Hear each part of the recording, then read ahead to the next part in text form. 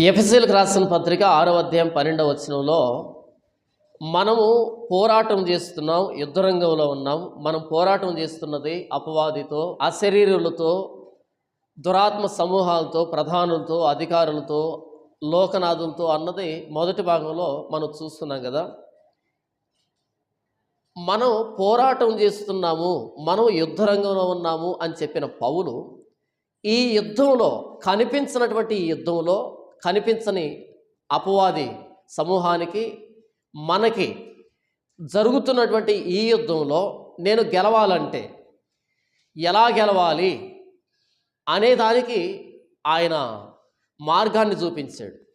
యేసు ప్రభు అపవాదిని సిలువలో ఓడించాడు, తనకు తాను శిక్ష విధించుకున్నట్టు ద్వారా అపవాది శక్తిని ఓడించి బాహాటంగా ప్రధానుల్ని, అధికారుల్ని వేడుకగా కనపరిచాడు. చూడండి, అపవాదిని గెలిచాను, ఓడించాను, నా దగ్గరికి రండి, మీ పాపాలని తీసివేశానని యేసు ప్రభు చెప్పాడు సిలువలో.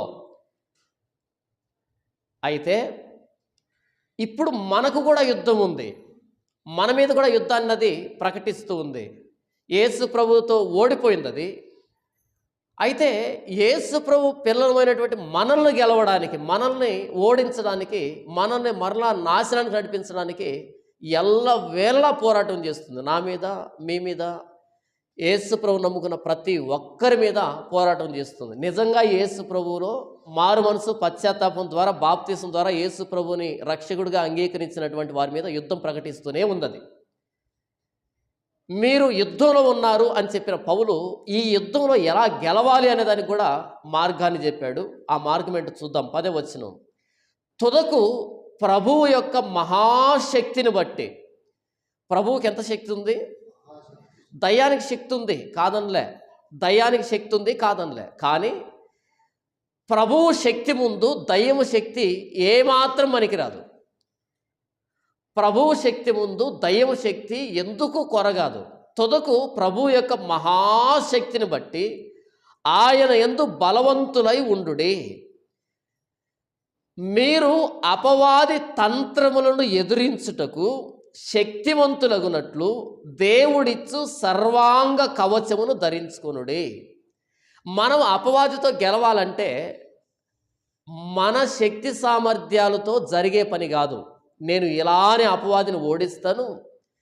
కొంతమంది ఏమంటారంటే, ఏంటి పాపాన్ని మానడానికి యేసు ప్రభునే నమ్ముకోవాలా? మేము మానలేమా? మా వల్ల కాదా? కాదు కాదు. ఏనుగు ఎగరగలదా? పాము నడవగలదా? చేప నేల మీద బ్రతకగలదా? పక్షి నీళ్ళల్లో బ్రతకగలదా? ఒకవేళ ఇవన్నీ జరిగినా సరే ప్రభు అయిన యేసుక్రీస్తు వారిలో ఆయన సహాయంతో కాకుండా పాపాన్ని గెలవడం సాధ్యమయ్యే పని కాదు. కుంటివాడు పరిగెత్తొచ్చేమో, గుడ్డివాడు చూడొచ్చేమో, చెవిటివాడు వినొచ్చేమో, మూగవాడు పాడొచ్చేమో సాధన ద్వారా. కానీ ప్రభు అయిన యేసుక్రీస్తు వారి సహాయం లేకుండా పాపాన్ని గెలవడం అసంభవం. వేమన ఒక పద్యం చెప్పాడు, తివిరి ఇసుమున తైలంబు తీయవచ్చు, తిరిగి కుందేటి కొమ్ము సాధించవచ్చు. ఏంటంట? తివిరి ఇసుమున తైలంబు తీయవచ్చు. ఇసుకని బాగా విసిరితే ఇసుకలో నుంచి తైలం వస్తుందా? రావచ్చేమో, ఎక్కడైనా తేమ ఉండి రావచ్చేమో. ఇసుకలో తేమ ఉంటుందా? ఒకవేళ ఆ ఇసుకలో నుంచి కూడా తైలం రావచ్చు. తివిరి ఇసుమున తైలము తీయవచ్చు, తిరిగి కుందేటి కొమ్ము సాధించవచ్చు. కుందేలు కొమ్ములు ఉంటాయా? ఏమో, ప్రపంచమంతా తిరిగితే ఎక్కడైనా ఒక కుందేలు ఉంటుందా? కొమ్ము ఉండే కుందేలు ఒక్కటైనా దొరకదా? తిరిగి ప్రపంచమంతా తిరిగి కుందేటి కొమ్ము సాధించవచ్చు అని పోలుస్తూ మూర్ఖుడి మనసు రంజింపలేము అని దానికి పోలిక పెడతాడు. మూర్ఖుడిని రంజింపజేయలేము, మూర్ఖుడు నాదే నిజమంటాడు, అలాంటి వాడిని ఒప్పించలేము. కుందేటి కొమ్ము తీసుకొని రావచ్చు, ఇసుకలోంచి తైలం తీయచ్చు, ఎండమావిలో నీళ్లు దొరకవచ్చు, కానీ మూర్ఖుడు మనసు రంజింపజేయలేమనే పోలిక పోలుస్తూ వేమనంటాడు, తిరిగి కుందేటి కొమ్ము సాధించవచ్చు. ప్రపంచంలో ఎక్కడ కూడా కుందేలుకి కొమ్ములు ఉండవు. తిరిగి సాధించవచ్చు, ఉండొచ్చు, అవకాశం ఉంది. ఏమో దాని జెనెటికల్ ప్రాబ్లం, జన్యుపరమైన లోపం ఉండి మొత్తానికి కొమ్ము పుట్టొచ్చేమో, కొమ్ము లాంటిది రావచ్చేమో, కానీ మూర్ఖుని రంజింపజేయలేం అన్నాడు కదా. అలా వేమన పోలిక మనం తీసుకుంటే ప్రభు అయిన యేసుక్రీస్తు వారి సహాయం లేకుండా పాపాన్ని జయించడం అసంభవం. తిరిగి కుందేటి కొమ్ము సాధించవచ్చు, తివిరి ఇసుమున తైలము తీయవచ్చు, ఎండమావిలో నీళ్లు వెదకవచ్చు, మూర్ఖుడు మనసు రంజింపజేయలేము అనే స్థానంలో యేసు ప్రభు లేకుండా పాపాన్ని జయించలేము అని పెట్టుకోవచ్చు. తుదకు ప్రభు యొక్క మహాశక్తిని బట్టి ఆయన యందు బలవంతులై ఉండుడి. మీరు అపవాది తంత్రములను ఎదురించుటకు శక్తిమంతులగున్నట్లు దేవుడిచ్చు సర్వాంగ కవచమును ధరించుకోండి. అపవాదితో యుద్ధము అని మొదటి భాగంలో చూసాం. ఆ యుద్ధంలో నేను గెలవాలంటే ఏం చేయాలి? దేవుడిచ్చు సర్వాంగ కవచాన్ని ధరించుకోవాలి. సర్వ అంగ కవచం. సర్వాంగ అంటే కన్ఫ్యూజ్ అయిపోతాం కాబట్టి సర్వ అంటే అన్ని, అంగ అవయవాలు, కవచం కప్పేది. తల దగ్గర నుంచి అరికాల వరకు మొత్తం నా శరీరమే కదా. ఏ కవచాన్ని ధరించుకోవాలంట? ప్రభువా ఇక్కడి నుంచి ధరించుకుంటాను, నాకు ముఖం మీద పెట్టుకోవడానికి కొంచెం ప్రాబ్లం ఉంటుంది అనకూడదంట. సర్వ అంగ కవచం, ప్రతి అవయవం మూసివేయబడినట్లుగా ఉండే ఒక కవచం దేవుని దగ్గర ఉందంట. ప్రతి అవయవము అపవాది యుద్ధంలో ప్రయోగించేటువంటి బాణాలు కానీ, కత్తులు కానీ, అపవాది కుయుక్తుల్ని తట్టుకోవడానికి ప్రతి అవయవాన్ని ఏం చేయాలంట? మనం దాచిపెట్టుకోవాలంట. అలాంటి ఒక కవచం ఎక్కడుందంట? దేవుడిచ్చు సర్వాంగ కవచం.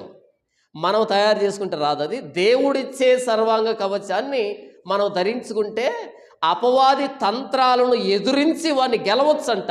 అది దేవుని మహాశక్తి అంట. ఇప్పటి వరకు సర్వాంగ కవచం అని అనేక ప్రసంగాలు వచ్చాయి, కానీ అదేంటో చెప్పలే పాపం చాలామంది. ఎవరైనా చెప్పారేమో నాకు తెలియదు, కానీ అదేంటో చాలామంది చెప్పలే. సర్వాంగ కవచం అని చెప్పారు. చిన్నపిల్లలకు సంబంధించి పుస్తకాలు ఉంటాయి, VBS పుస్తకాలు. అందులో ఒక కిరీటం పెట్టి దాని మీద శిరస్త్రాణము, రక్షణ అనే శిరస్త్రాణము, నీతి అనే మైమరువు, వాక్యం అనే ఖడ్గమని ఇలా ఒక సైనికుడు బొమ్మ వేసి ఆ ఖడ్గం మీద పేరు, కిరీటం మీద పేరు ఇలా రాశారు. కానీ ఇంతకు వాస్తవానికి సర్వాంగ కవచం అంటే ఏంటి చెప్పలే. ఇప్పుడు సర్వాంగ కవచం అంటే ఏంటి అనేది స్పష్టంగా మీకు అర్థం చేయించే ప్రయత్నం చేస్తాను. అంతకంటే ముందుగా యుద్ధం ఏంటి అనే తెలియాలి. యుద్ధం ఏంటో తెలిస్తే కవచం అవసరత మనకు అర్థమవుతుంది. యుద్ధం ఏంటంటే 4వ అధ్యాయం 14వ వచనాన్ని నేను చదివి వినిపిస్తాను. అందువలన మనమిక మీదట పసిపిల్లలమై ఉండి మనుషుల మాయోపాయముల చేత వంచనతోనూ తప్పు మార్గమునకు లాగు కుయుక్తితోనూ గాలికి కొట్టుకొని పోవునట్లు కల్పించబడిన ప్రతి ఉపదేశమునకు ఇటు అటు కొట్టుకొని పోవచ్చు, అలల చేత ఎగరగొట్టబడిన వారమైనట్లుండక ప్రేమ కలిగి సత్యము చెప్పుచు క్రీస్తు వలె ఉండుటకు మనం అన్ని విషయంలో ఎదుగుదుము అని అన్నాడు కదా. ఈ 14వ వచనంలో పౌలు చెబుతున్న మాట ఏంటంటే, మనుషుల మాయోపాయముల చేత, వంచన చేత, కుయుక్తి చేత గాలి కొట్టుకొని పోయేటువంటి ప్రసంగాలు, ఉపదేశాలు, తప్పు మార్గానికి లాగేటువంటి ప్రసంగాలు, ఈ భ్రష్టత్వం సంభవిస్తుంది సంఘములో అని చెప్పాడు. వాక్యాన్ని వక్రీకరించే తప్పుడు సిద్ధాంతాలు, వీటి వెనకాల ఉన్నది ఎవరంటే అపవాది సమూహము, అపవాది సైన్యము. కాబట్టి ఈ అపవాది సైన్యం మన మీద ప్రయోగించే అబద్ధపు భ్రష్టత్వ బోధకు సంబంధించిన యుద్ధంలో మనం తిరిగి యుద్ధం చేయాలన్నా, ఆ అబద్ధానికి సంబంధించిన బోధన మన మీద దాడి చేస్తున్నప్పుడు మనం ఆపాలన్నా మనకు దేవుడిచ్చే సర్వాంగ కవచం కావాలి అనేది మనం మాట్లాడుకుంటున్నాం. ఇప్పుడు యుద్ధం ఏంటంటే అబద్ధ బోధ అనే యుద్ధం. ఈ వచనం ప్రకారంగా వెలుగుదూత వేషాన్ని ధరించుకున్నటువంటి అపవాది పరిచారకులు వచ్చారు అని 2వ కొరింథీ పత్రికలో చెప్పాడు. ఇకపోతే 2వ కొరింథీ పత్రిక 10వ అధ్యాయం, మేము శరీరదారులమై నడుచుకొనుచున్నను శరీర ప్రకారము యుద్ధము చేయము. పౌలు ఏమంటున్నాడు? మేము శరీరధారులమై ఉన్నను మేము శరీర ప్రకారంగా యుద్ధం చేయటంలే. మా యుద్ధోపకరణములు శరీర సంబంధమైనవి కావు, కానీ దేవుని ఎదుట దుర్గములను పడద్రోయజాలినంత బలము గలవై ఉన్నవి. మా యుద్ధోపకరణాలు ఏంటి? శరీర సంబంధమైనవి కాదు. ఏంటవి? దేవుని ఎదుట దుర్గములను పడద్రోయజాలినంత బలము గలవై ఉన్నవి. దుర్గము అంటే చుట్టూ కొన్ని 20 అడుగులు, 30 అడుగులు, 40 అడుగులు, 60 అడుగులు గోడ ఉన్నటువంటి బలమైన పట్టణాలు. దుర్గం అంటే బలమైన పట్టణం, దాన్ని పట్టుకోవడం సాధ్యం కాదు. మా ఆయుధాలు శరీర సంబంధమైనవి కాదు, కానీ దుర్గాలను సైతం పడగొట్టేంత బలమైన ఆయుధాలు మా దగ్గర ఉన్నాయి. ఏంటి పౌలు ఏం మాట్లాడుతున్నావు అంటే, ఆయన అంటున్నాడు 5వ వచనంలో, మేము వితర్కములను, ఏంటి వితర్కములను, దేవుని గూర్చిన జ్ఞానమును అడ్డగించు ప్రతి ఆటంకమును పడద్రోసి ప్రతి ఆలోచనను క్రీస్తుకు లోబడునట్లు చెరపట్టి, ప్రతి వితర్కాన్ని, దేవుని జ్ఞానాన్ని అడ్డగించే ప్రతి జ్ఞానాన్ని, ప్రతి ఆలోచనను క్రీస్తుకు లోబడినట్లు చెరపట్టి. 3 విషయాలు చెప్పాడు. వితర్కము, దేవుని జ్ఞానాన్ని అడ్డగించే జ్ఞానము, క్రీస్తుకు విరోధమైన ఆలోచన చెరపట్టడము. ఇవి పౌలు ఆయుధాలంట. పౌలు దేని మీద యుద్ధం చేస్తున్నాడు?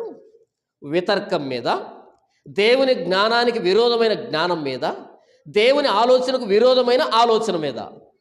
యుద్ధం ఏంటి అర్థమైందా? మరోసారి చెబుతున్నాను. మనం పోరాడున్నది శరీరులతో కాదు అన్నాడు ఎఫెసీ పత్రికలో. ఇక్కడ ఏమంటున్నాడు అంటే, మేము శరీరధారమై ఉన్నను శరీర ప్రకారంగా నడుచుకోము, శరీర ప్రకారంగా యుద్ధం చేయము. మా యుద్ధోపకరణాలు ఏంటంటే శరీర సంబంధమైనవి కాదు. 2 మ్యాచ్ అయ్యాయా? మనం పోరాడున్నది శరీరంతో కాదు అన్నాడు. ఎక్కడేమన్నాడు? మేము శరీరంలో ఉన్నా సరే శరీర ప్రకారంగా యుద్ధం చేయము. మా యుద్ధోపకరణాలు శరీర సంబంధమైన కాదు. 2 మ్యాచ్ అయ్యాయా? మ్యాచ్ అయ్యాయి. ఇప్పుడేమంటున్నాడు? ప్రతి వితర్కాన్ని, దేవుని జ్ఞానానికి విరోధమైన ప్రతి జ్ఞానాన్ని, దేవుని ఆలోచనకు విరోధమైన ప్రతి ఆలోచనను చెరపట్టి క్రీస్తు దగ్గర తీసుకుని వస్తున్నాను అంటే అబద్ధ బోధల మీద యుద్ధాన్ని ప్రకటించాడు. అబద్ధాన్ని బోధించే వారి వెనకాల అపవాది ఉన్నాడు. మనం ఏమనుకుంటున్నాం? ఓహో, జాన్ వెస్లీనా, మనోడే కదా. సారీ, వెనకాల ఉన్నది అపవాది. సతీష్ కుమారు మా పాస్టర్ గారు, సారీ, వెనకాల ఉన్నది అపవాది.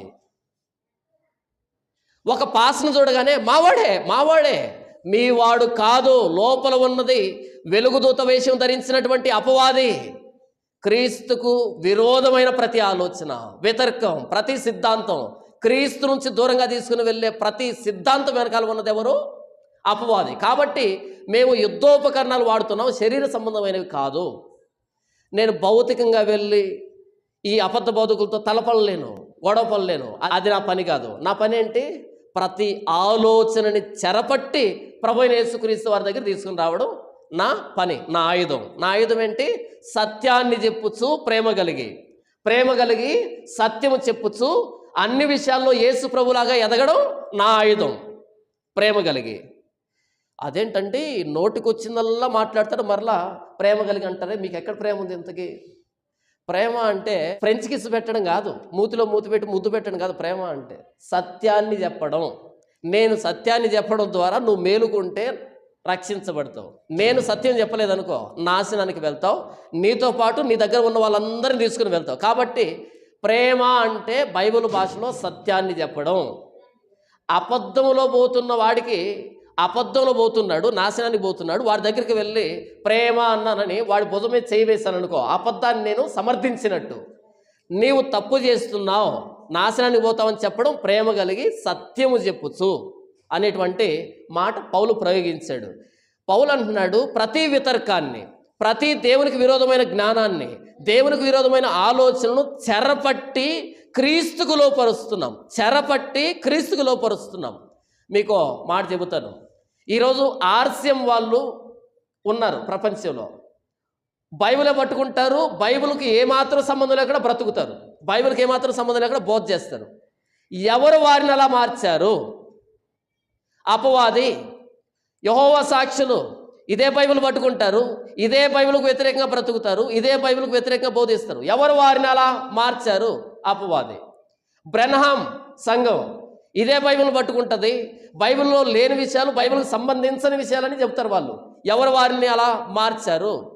సెవెంత్ డే వాళ్ళు, హోసన్నా వాళ్ళు, పెంతెకోస్తు వాళ్ళు, ఈ కార్పొరేట్ పాస్టర్లు, ఇలాంటి సంఘాలు ఏవైతే ఉన్నాయో వీళ్ళందరినీ ఎవరు అలా మార్చారు అంటే అపవాది మార్చింది. వారి ఆలోచనను చెరపట్టి క్రీస్తు దగ్గరికి తీసుకొని రావడం పౌలు ప్రయోగించినటువంటి ఆయుధం. ఎలా ప్రయోగించాడు, ఏ ఆయుధాన్ని ప్రయోగించాడు అన్నది చూద్దాం. ఏ ఆయుధాన్ని ప్రయోగిస్తే అపవాది సంబంధులు ఓడిపోతారు, దుర్బోధ ఓడిపోతుంది అన్నది తర్వాత చూద్దాం. మీకు చిన్న విషయాన్ని చెబుతాను. ఈరోజు అనేక మంది వచ్చి బైబిల్ తప్పండి, బైబిల్లో ఉన్నటువంటి ఆది కాండంలో ఉన్న ఆ విధానంలో సృష్టి జరగలేదు, సృష్టి ఎలా జరిగిందంటే బిగ్ బ్యాంగ్ ద్వారా జరిగింది అని వస్తాడు ఒకడు. ఏ ఆలోచనది? క్రీస్తుకు విరోధమైనటువంటి ఆలోచన, బైబిల్కు విరోధమైనటువంటి ఆలోచన. ఏం చేయాలి?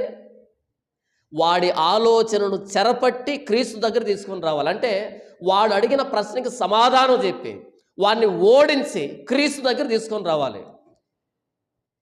నేను చేయగలుగుతాను, మీరు చేయగలుగుతారా? మీరు చేయలేరు. ఇంకొకడు వస్తాడు, మనిషి ఎలా పుట్టాడంటే కోతి నుంచి పుట్టాడంటాడు. ఏం చేయాలి వాడిని? ఏ ఆలోచనది? మానవుడిని దేవుడు చేశాడు, దేవుడు తన స్వరూపంలో ఆదాముని చేశాడు, ఇది బైబిల్ చెప్పింది. కాదు కాదు, కోతి నుంచి వచ్చాడు మనిషి, జీవ పరిణామ సిద్ధాంతం అంటాడు, ఎవల్యూషన్ థియరీ అంటాడు. ఏం చేస్తావు? వాడి పాపానికి వాడు బానీలే అని వస్తావా? వాడి ఆలోచనను చెరపట్టి క్రీస్తు దగ్గర తీసుకొని రావాలి. వాడి ఆలోచన తప్పు, క్రీస్తుకు విరోధమైన ప్రతి ఆలోచన, దేవునికి విరోధమైన ప్రతి జ్ఞానాన్ని పడద్రోసి చెరపట్టి యేసుప్రభు పాదాల చెందుకు తీసుకొని రావాలి. అది పౌలు ప్రయోగించమన్నటువంటి ఆయుధం. ఇంకో మాట చెబుతాను. ఈరోజు చాలామంది పాలిటిక్స్లోకి వెళ్తున్నారు. క్రైస్తవులే ఎక్కడికి వెళ్తున్నారంట? రాజకీయంలోకి వెళ్తున్నారు. ఎందుకు బ్రదర్? యేసును నమ్ముకున్నారు, రాజకీయంలోకి వెళ్తున్నారు. రాజకీయంలోకి వెళ్ళిన తర్వాత చాలా రాజకీయాలు చేయాలి కదా, ఇది లేఖనానికి విరుద్ధం కదా, మనం అలా వెళ్ళకూడదు క్రైస్తవులవి అని అన్నాం అనుకో. వాళ్ళు చెప్పేటువంటి సమాధానం ఏంటంటే, బ్రదర్, ఒక క్రైస్తవుడు రాజకీయంలోకి వెళ్ళడం ద్వారా రాజకీయం ఎంత బాగా చేయొచ్చో నేర్పిస్తాం బ్రదర్ అని అంటారు. అది డైలాగే బ్రదర్, రియల్గా వర్కౌట్ అవుతుంది. అది డైలాగే. తెల్ల ప్యాంట్ వేసుకున్నావు, తెల్ల షర్ట్ వేసుకున్నావు, ప్యాంటు మోకాల వైపు మడిచావు, నారుమళ్ళలో దిగుతున్నావు, బురదలో దిగుతున్నావు, ట్రాక్టర్ దున్నుతూ ఉంది, ఇటువైపు ఒక ట్రాక్టర్ అటువైపు ఒకటి దున్నుతున్నాయి, బురదంతా గాల్లో లేస్తూ ఉంది, దిగావు నారుమళ్ళలో. ఎవడో ఒకడు వచ్చి తెల్ల ప్యాంటు తెల్ల షర్టు దిగకు, ఇది నీకు సంబంధించింది కాదు, ఖచ్చితంగా బురద అవుతుంది, నాశనం అవుతుంది, దిగొద్దు అన్నాడు. నేనేమైనా నువ్వు అనుకుంటున్నావా? చూడు ఎలా వస్తున్నా చివరికి, ఒక్క చుక్క కూడా బురద పడకుండా. డైలాగే అది డైలాగే.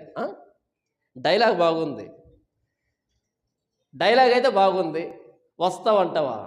వస్తాడా? 2 ట్రాక్టర్లు దున్నుతున్నాయి, గాల్లో బురదలేస్తుంది. ఇక్కడ అడుగు పెట్టావు, బెత్తిడి పోయింది. ఇంకో చోట అడుగు పెట్టావు, మూరడు పోయింది. ఒక్కసారిగా మూరడు దిగబడగానే 2 చేతులు ఆన్సవా కింద? అలా ఆనించినప్పుడు ఏం పడుతుంది మీద? పాండ్స్ పౌడర్ పడుతుందా? బురదే పడుతుంది. చెప్పానా పడుతుందని? ఏదో ఈసారి పొరపాటు అయిందిలే, ఇంకోసారి చూడు. ఇంకా 2 అడుగులు వేస్తావు, అదే పరిస్థితి రిపీట్ అవుతుంది. ఆ చివరికి వచ్చేటప్పటికి సర్ఫెక్స్లోడికి సవాల్ చేసినా కూడా దాన్ని బాగు చేయలేడు, అలా తయారవుతుంది ఆ తెల్ల షర్టు. రాజకీయాల్లోనికి క్రైస్తవులు వెళ్ళడం దేవుని ప్రణాళిక, దేవుని చిత్తం కాదు. ఎందుకంటే నువ్వు ఒక్కడే పర్ఫెక్ట్గా ఉన్నా అతి తక్కువ కాలంలోనే నీ కార్యకర్తలు నిన్ను మారుస్తారు. నేను రాజకీయ నాయకుని అయ్యాను అనుకోండి, మీ ఇంటికి వచ్చి, అక్క నేను వేసుకొని నమ్ముకున్నాను, నువ్వు వేసుకొని నమ్ముకున్నావు, నీ ఓటు నాకు వేయక్క అంటే వేస్తావా? అన్నావు. ఓటు కాదు అది, అమూల్యమైన ఓటు అంటే బాగా కాస్ట్లీ ఓటు అన్నావు.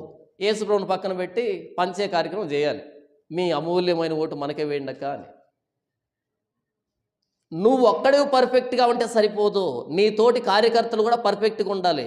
అది సాధ్యమయ్యే పని కాదు. నీ కార్యకర్తలంతా వేసుకో నమ్ముకున్న వాళ్ళు కాదు. లేదు మా పార్టీ అంతా పర్ఫెక్ట్గా ఉంటుందన్నా రాష్ట్రం పర్ఫెక్ట్గా లేదు, రాష్ట్రం మీ దగ్గర నుంచి ఆశిస్తుంది. అలా ఆశించినప్పుడు వాళ్ళకి ఎక్కడి నుంచి తెచ్చిస్తావు? కేవలం జీతం తీసుకుంటే ఎక్కడి నుంచి తెచ్చిస్తావు రాష్ట్రానికి? కాబట్టి వీళ్ళ కోసమైనా నువ్వు అడ్డదారులు దొక్కాలి. ఒక ₹1 తప్పు రాసినా తప్పే బైబిల్ ప్రకారంగా. లోకం పరంగా 5 లక్షల కోట్లు తిన్నా సరే పట్టించుకోరు. మీ నాయకుడు తినలేదా అంటారు వాళ్ళు. కానీ బైబిల్ అలా అందు, ₹1 తప్పు రాసినా తప్పే. కాబట్టి అది నీ ఫీల్డ్ కాదు. ఎందుకు పోయావు? నిన్ను లాగింది అపవాది, నిన్ను లాగి అందులో పడవేసింది అపవాది. ఎన్ని మోసాలు చేస్తున్నావు, ఎన్ని దరిద్రాలు చేస్తున్నావు. ముస్లిం పిలుస్తాడు, మసీదుకి వెళ్ళి నమాజ్ చేయాలి. హైందవుడు పిలుస్తాడు, గుడికి వెళ్ళి నమస్కారం పెట్టాలి, అభిషేకం చేయాలి, ఏంటేంటో చేయాలి. దేవుని దగ్గరికి వచ్చి ప్రభువా ఇది ఈ జాబ్ అలాంటిది, ఏం చేయలేము అని చెప్పకు. ఫస్ట్ నువ్వు వెళ్ళకు, ఇవన్నీ చెప్పకు. సినిమా ఇండస్ట్రీలో Christian heroes and Christian heroines ఉన్నారు, క్రిస్టియన్ యాక్టర్స్ ఉన్నారు. ఈ మధ్య తెలిసింది నాకు, వాళ్ళు లిస్ట్ పెడితే ఒరే వీళ్ళంతా క్రిస్టియన్స్ అనుకున్నాం. Christian heroines. ఒక అందంగా ఉన్న స్త్రీ దగ్గర నుంచి బయట వ్యక్తి ఏం ఆశిస్తాడు? నటనని, ఆ హావభావాలు ఆశిస్తాడా? కాదు, తననే ఆశిస్తాడు. వాడు వేసిపోవు నమ్ముకోలే, నువ్వు వేసిపోవు నమ్ముకున్నావు. పోనీ నేను ఇక్కడ నుంచి ఇక్కడ దాకా ఏం కనపడకుండా చీర కట్టుకుంటానండి అంటే ఎవడైనా చూస్తాడు నేను స్క్రీన్ మీద? ఎవడు చూడడం. క్రిస్టియన్స్ ఈ రంగుల ప్రపంచంలోనికి వెళ్ళకూడదు, క్రిస్టియన్స్ సినిమా ఫీల్డ్లోనికి వెళ్ళకూడదు, క్రిస్టియన్స్ ఈ స్పోర్ట్స్ ఆటలు ఉన్నాయి చూసారా వాటిలోనికి వెళ్ళకూడదు. అదేంటి బ్రదర్, మనం వెళ్ళకపోతే క్రైస్తవుడు ఎలా ఆడతాడో మన ప్రతిభ తెలియాలి కదంటే, ప్రతిభ తెలుస్తుంది రా స్వామి. రోజంతా ప్రాక్టీస్గా పోతుంది. నువ్వు బైబిల్ చదివింది ఎప్పుడు? ప్రార్థన చేసింది ఎప్పుడు? నువ్వు బైబిల్ చదివింది ఎప్పుడు? ప్రార్థన చేసుకుంది ఎప్పుడు? సువార్త ఎప్పుడు? వాక్యం వినేది ఎప్పుడు? ఉదయం మొదలుకొని రాత్రి వరకు ప్రాక్టీసు. బైబిల్కి నిన్ను దూరం చేసే ఏ ఫీల్డ్ అయినా వదిలిపెట్టే, దేవునికి నిన్ను దూరం చేసి ఏ ఫీల్డ్ అయినా వదిలిపెట్టే. అది బిజినెస్ కానీ, అది రియల్ ఎస్టేట్ కానీ, what ever it may be, దేవుని దగ్గర నుంచి నిన్ను దూరం చేస్తుందంటే వదిలిపెట్టేసే, నిర్దాక్షిణ్యంగా వదిలిపెట్టేసే. అలా నిన్ను బిజీగా మార్చి బైబిల్కు దూరంగా, దేవునికి దూరంగా తీసుకుని వెళ్ళింది ఎవర్రా అంటే అపవాది, దయ్యం, సాతాను. నేను యేసుప్రభుని నమ్ముకున్నాను. ఎక్కడుండాలి? నేను యేసుప్రభుని అంటు పెట్టుకుని ఉండాలి. మహా అంటే 50 సంవత్సరాలు 60 సంవత్సరాలు అంతే, వెళ్ళిపోతాను, ఈ లోకంలో ఉండను. ఎన్ని గోల్డ్ మెడల్స్ వచ్చినా ఇక్కడే పెట్టిపోవాలి, ఎన్ని ఆస్కార్ అవార్డులు వచ్చినా ఇక్కడే పెట్టిపోవాలి, ఎన్ని పదవులు వచ్చినా, ఎంత డబ్బు వచ్చినా ఇక్కడే పెట్టిపోవాలి. ఆ పెట్టిపోయేది ఎక్కడికి? అది ప్రశ్న. నేను మంచి రాజకీయ నాయకుడిని, 4-5 సార్లు గెలిచాను, నేను అలా చేశాను, ఇలా చేశాను, ఇన్ని ప్రాంతాలకు అది ఇచ్చాను, ఇది ఇచ్చాను. ఓకే, బాగుంది, అంతా బాగుంది. ఇక్కడ మాట్లాడుకోవడానికి బాగుంది, శాసనాల మీద రాసుకోవడానికి బాగుంది. చచ్చిన తర్వాత పరలోకం పోతావా? పోం కదా. అంతలో దానికి ఎందుకని ఆ ఫీల్డ్లోకి వెళ్ళావు? ఏ ఫీల్డ్ అయినా సరే దేవునికి, బైబిల్కి, సువార్తకి, ప్రార్థనకి మనల్ని దూరం చేసే ఫీల్డ్కి ఒక క్రైస్తవుడు వెళ్ళకూడదు. మన దేవునికి విరోధమైన ప్రతి ఆలోచన చెరపట్టాలి, తీసుకుని రావాలి. ఇది యుద్ధం. నాకు ఉద్యోగం లేదు, నేను బ్రతకాలి, ఏం చేయాలి? ఉద్యోగాలు పడ్డాయి, ఉద్యోగానికి అప్లై చేసుకోవాలి. అలా అప్లై చేసుకునే ముందు నాకు నేను పరీక్షించుకోవాలి. ఈ ఉద్యోగం నా దేవునికి నన్ను దగ్గర చేస్తుందా, నా దేవుడికి నన్ను దూరం చేస్తుందా అనే ప్రశ్న నేను వేసుకోవాలి. ఉద్యోగమే కదా అని అప్లై చేయడం కాదు. ఉద్యోగానికి అప్లై చేసావు, ఉద్యోగం వచ్చింది. నీ పై అధికారి నీకు చిన్న ఉద్యోగం వచ్చింది, నీ పై అధికారి ఉంటాడు కదా, ప్రతిదానికి పై అధికారి ఉంటాడు కదా. ఆ పై అధికారి యేసుప్రభు నమ్ముకోలే. నీ పేరు స్టీఫెన్ అంటే యేసుప్రభు కోసం హతసాక్షి అయినటువంటి స్టీఫెన్ నీ పేరు. మర్యాదగా చెప్తాడు, స్టీఫెన్ ఇలారా, చెప్పండి సార్. అక్కడికి వెళ్ళి ఒక మ్యాన్సన్స్ హౌస్, ఒక బాటిల్. మ్యాన్సన్ హౌస్ అంటే తెలుసా? సారాయిలో మంచి బ్రాండ్ అది. ఒక మ్యాన్సన్ హౌస్ ఒక బాటిల్, ఆ పక్క షాపులో మంచింగ్, ఆ పక్క షాపులో సోడా, ఈ 3 తీసుకొని మన గెస్ట్ హౌస్కి వచ్చి మొత్తం అంతా రెడీ చేసి పెట్టుండి, ఈ లోపు నేను వచ్చేస్తాను అంటాడు. అప్పుడు నీవు అతి వినయం, అతి భక్తి, అతి పవిత్రతను ప్రదర్శించి, సార్ నేను క్రైస్తవుణ్ణి, నేను ఆ మందు బాటిల్ తగలను, నేను ఆ సోడా బాటిల్ తగలను, నేను ఈ మంచింగ్ తీసుకొని రాను, ఇదంతా నేను సెట్ చేయను సార్ అంటావు. అనవా? కొత్తలో అలాగే ఉంటుంది కదా, అంటావు. అనిన తర్వాత ముందు వీడేమన్నాడు, స్టీఫెన్ ఇలా రమ్మా, స్టీఫెన్ అక్కడికి వెళ్ళమ్మా అన్నాడుగా గౌరవంగా. ఈ రెండోసారి ఏమంటాడు తెలుసా, మూసుకొని పోయి చెయ్యి అంటాడు. నేను అంతకు మించి మాట్లాడకూడదు కాబట్టి మూసుకుని అన్నాను. అక్కడ బ్రాకెట్ ఓపెన్ చేసి మీకు తెలిసిన తెలుగులో ఉన్న అతి దారుణమైన పదాలన్నీ అక్కడ పెట్టచ్చు. మూసుకుని వెళ్ళి చెయ్యి అంటాడు, లేకపోతే రిజైన్ చేయి అంటాడు. ఈ రెండే జరుగుతాయి. నేను స్టీఫెన్ని హతసాక్షి పేరు పెట్టుకున్నాను, నేను క్రైస్తవుని, నేను అది చేయను, నేను ఇది చేయను చెప్పకు. ఉద్యోగానికి అప్లై చేసే ముందు ఈ ఉద్యోగం నన్ను నా దేవుడికి కాకుండా చేస్తుందా, నా దేవుడికి దగ్గర చేస్తుందా, ఈ ఫీల్డ్ ఎలాంటిది, ఇందులో ఉన్న మనుషులు ఎలాంటి వాళ్ళు, నేను నా భక్తిని కొనసాగిస్తానా లేనా అనే ఆలోచన ఉండాలి కదా. ఇది యుద్ధం. ఎందుకంటే నేను నిరుద్యోగిని, నాకు ఉద్యోగం కావాలి, ఆ ఉద్యోగం దేవుడికి నన్ను దూరం చేస్తుంది. ఇప్పుడు వద్దనుకోవడం యుద్ధం కాదా? ఇప్పుడు దాన్ని వద్దనుకోవడం యుద్ధం కాదా? యుద్ధమే. ఆదివారం చర్చికి పంపించరు, పోకపోతే ఆ ఉద్యోగానికి జీవనోపాధి లేదు. యుద్ధం కాదా? ఇలా ప్రతి విషయంలో మనకి యుద్ధం ఎదురవుతూనే ఉంది. ఈ యుద్ధంలో మనం గెలవాలంటే ఎలా గెలవాలంటే మన శక్తితో కాదు, దేవుని శక్తితోనే, దేవుడిచ్చే సర్వాంగ కవచంతోనే మనం గెలవాలి. ఇంతకీ ఆ సర్వాంగ కవచం ఏంటి? ప్రతి సందర్భంలో, ప్రతి ప్రాంతంలో, ప్రతి విషయంలో దేవునికి నమ్మకంగా అపవాదిని ఎదిరించి మనం కూడా జయం పొందాలంటే దేవుడిచ్చే సర్వాంగ కవచం ఏంటి, దాన్ని ఎలా ధరించాలి అనేది ఇప్పుడు చూద్దాం. తుదకు ప్రభు యొక్క మహాశక్తిని బట్టి ఆయన యందు బలవంతులై ఉండుడి. మీరు అపవాది తంత్రమును ఎదిరించుటకు శక్తివంతులగునట్లు దేవుడిచ్చు సర్వాంగ కవచమును ధరించుకునుడి. ఎలయనగా మనం పోరాడున్నది శరీరులతో కాదు గాని ప్రధానులతోనూ అధికారులతోనూ ప్రస్తుత అంధకార సంబంధులకు లోకనాథులతోనూ ఆకాశ మండలమందున దురాత్మల సమూహములతోనూ పోరాడుచున్నాము. అందుచేతను మీరు ఆపద్దినమందు వారిని ఎదిరించుటకును సమస్తమును నెరవేర్చిన వారై నిలవబడుటకును శక్తిమంతులగునట్లు దేవుడిచ్చు సర్వాంగ కవచమును ధరించుకునడి. ఎలాగనగా మీ నడుమునకు సత్యమును దట్టి కట్టుకొని నీతి అను మైమరువు తొడుక్కొని పాదములకు సమాధాన సువార్త వలనైన సిద్ధ మనసును జోడు తొడుక్కొని నిలవబడుడి. ఇవన్నీ గాక విశ్వాసమును డాలు పట్టుకొనుడి. దానితో మీరు దుష్టుని అగ్నిబాణములన్నింటినీ ఆర్పుటకు శక్తిమంతులగుదురు. మరియు రక్షణయను శిరస్త్రాణమును దేవుని వాక్యమును ఆత్మ ఖడ్గమును ధరించుకొనుడి. ఆత్మ వలన ప్రతి సమయమందును ప్రతి విధమైన ప్రార్థనను విజ్ఞాపనను చేయించు ఆ విషయమై సమస్త పరిశుద్ధుల నిమిత్తమును పూర్ణమైన పట్టుదలతో విజ్ఞాపనము చేయించు మెలకువగా ఉండుడి. ఇక్కడ ఆ సర్వాంగ కవచం ఏంటో చెప్పాడు. మరోసారి నేను చదివి వినిపిస్తాను. 14వ వచనంలో ఎలాగనగా మీ నడుమునకు సత్యమును దట్టి కట్టుకొని నీతి అను మైమరువు తొడుక్కొని. నడుముకి ఏం కట్టుకోవాలంట? సర్వాంగ కవచం, సర్వ అంగ కవచం, అన్ని అవయవాలు మూసివేయబడినట్టుగా కవచం అన్నాడు కదా. మొదటిగా నడుముకి ఏం కట్టుకోవాలంట? సత్యం అనే దట్టి కట్టుకొని దాని మీద నీతి అనే మైమరువు తొడుక్కోండి. సత్యం అంటే ఏంటి? నీ వాక్యమే సత్యం. 17వ అధ్యాయం 17వ వచనం యోహాను సువార్తలో రాయబడింది. సత్యం ఏంటి ఇంతకీ? దేవుని వాక్యం. దట్టి అంటే ఏంటంట? దేవుని వాక్యం. దాని మీద ఏం కట్టుకోవాలంట? నీతి అనే మైమరువు అని అన్నాడు కదా. నీతి అంటే దేవుని నమ్మడమే నీతి. దేవుని నమ్మడమే నీతి. సత్యాన్ని బట్టి నీతి వస్తుంది.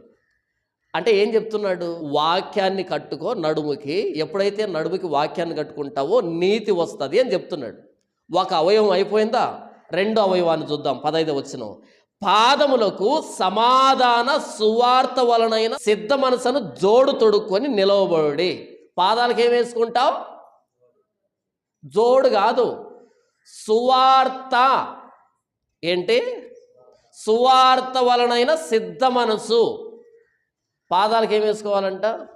సువార్త. సువార్త అంటే లేఖనముల ప్రకారం ప్రభువైన యేసుక్రీస్తు వారు సిలువేయబడ్డాడు, సమాధి చేయబడ్డాడు. లేఖనముల ప్రకారం 3వ దినాన తిరిగి లేపబడ్డాడు. యేసు ప్రభువును గూర్చినటువంటి వార్త, ఆయన మరణ సమాధి పునరుద్ధానాల వార్తే సువార్త. మరలా వాక్యమేనా?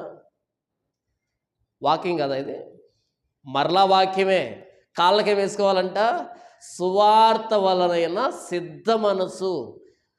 సువార్తను వేసుకోవడం మాత్రం కాదు, కానీ ఎప్పుడు సిద్ధంగా ఉండాలి. ఏం చెప్పడానికి? సువార్త చెప్పడానికి సిద్ధంగా ఉండాలి. నేను నా స్నేహితుడు ఇరువురు కలిసి బస్సులో వెళ్తున్నాం. ఆ వ్యక్తి పాస్టర్, నేను కొత్తగా యేసుప్రభు నమ్ముకున్నాను. ఆ వ్యక్తి ముందే పాస్టర్, నేను కొత్తగా యేసుప్రభు నమ్ముకున్నాను. ఇద్దరం బస్సులో వెళ్తున్నాం. నా పక్కనే ఒక బ్రాహ్మణుడు ఉన్నాడు, పురోహితుడు ఉన్నాడు. మా ఇద్దరి వాలకం చూసి, నాకంటే మించి వాడి వాలకం చూసి, ఎందుకంటే వాడు సంఖలో సంచి వేసుకో అన్నాడు. అదో పెద్ద బిల్డప్. జీసస్ సేవ్స్ యు అని ఒక బ్యాగ్ వేసుకో అన్నాడు.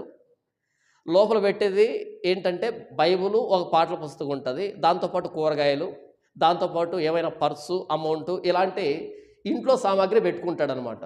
బ్యాగ్ మీదేమో జీసస్ సేవ్స్ యు, లోపల ఉన్నదేమో వంకాయలు, టమోటాలు. అంటే వంకాయలు టమోటాలను జీసస్ సేవ్ చేస్తాడు అనమాట, రక్షిస్తాడు అనమాట. అంటే పాడు కాకుండా, ఫ్రిడ్జ్ లేకుండా సరే అలా ఫ్రెష్గా ఉంచుతాడు అన్నది అర్థం వచ్చేట్టుగా మొత్తానికి ఆ వేషాన్ని చూసి ఈయన గుర్తుపట్టేశాడు. వీడు పాస్టర్ అయితే వీడితో ఇంతగా మాట్లాడుతున్నట్టు వీడు కూడా స్నేహితుడు ఉంటాడని ఈ బ్రాహ్మణుడు ఏం చేశాడు అంటే, అవును, మన ధర్మంలో దేవుళ్ళు లేరని యేసుప్రభు నమ్ముకున్నారా అన్నాడు. నేను ఆ వ్యక్తిని చూడగానే ఏమనుకున్నానంటే, ఈ వ్యక్తికి సువార్త చెప్పాలి అని అనుకున్న మనసులో. అయితే ఎక్కడి నుంచి ప్రారంభించాలి, ఎలా ప్రారంభించాలి? ఎందుకంటే ఆయన అదో లోకంలో తదేకంగా పైకి చూస్తూ ఉన్నాడు అనమాట, ధ్యానంలో ఉన్నట్టుగా. ఆయన గిల్లితే ఏమంటాడో తెలియదు కాబట్టి ఎలాగబ్బా అని మనసులో అలా అనుకొని అలా మౌనం వహించాను.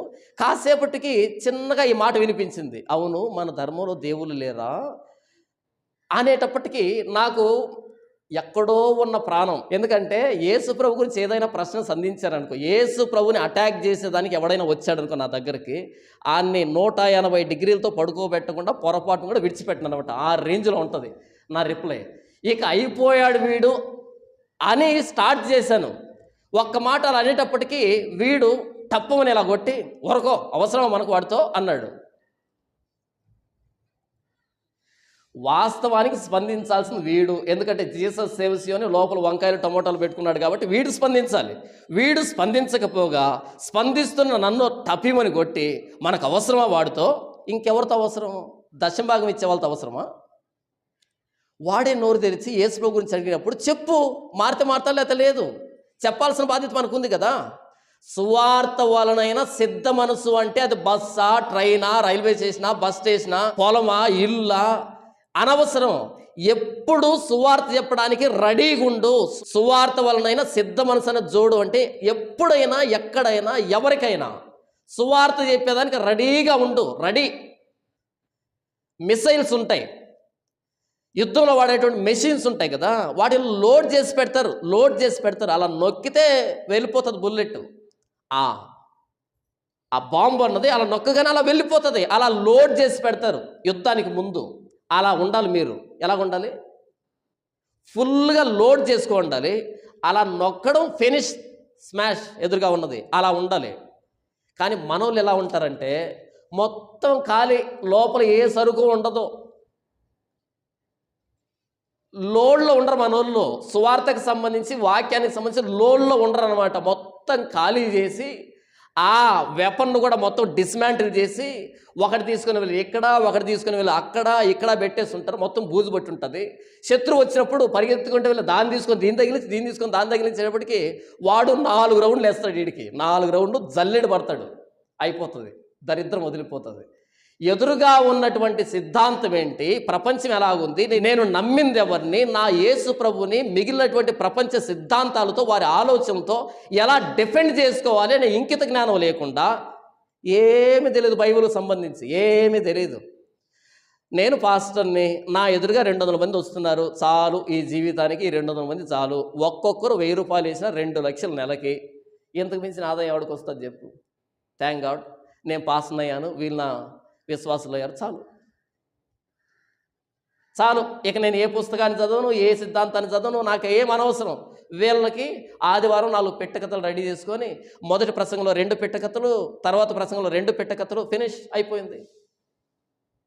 ఒక్కొక్కరు 1000 రూపాయలు దశంభాగం వేసిన, మిగిలిన 3 వారాలు కానుక వదిలిపెట్టేసి ఒక్కొక్కరు 1000 రూపాయలు దశంభాగం వేసిన నెల రోజు 200 × 1000 ఎంత? 2 లక్షలు. ఐఏఎస్ ఆఫీసర్ జీతం ఎంత? నాకంటే తక్కువే కదా ఈ లెక్కన. ఈ మొత్తం 4 వారాల కానుక దశంభాగము. అరే, ఐఏఎస్ ఆఫీసర్ ఎందుకు చెప్పు?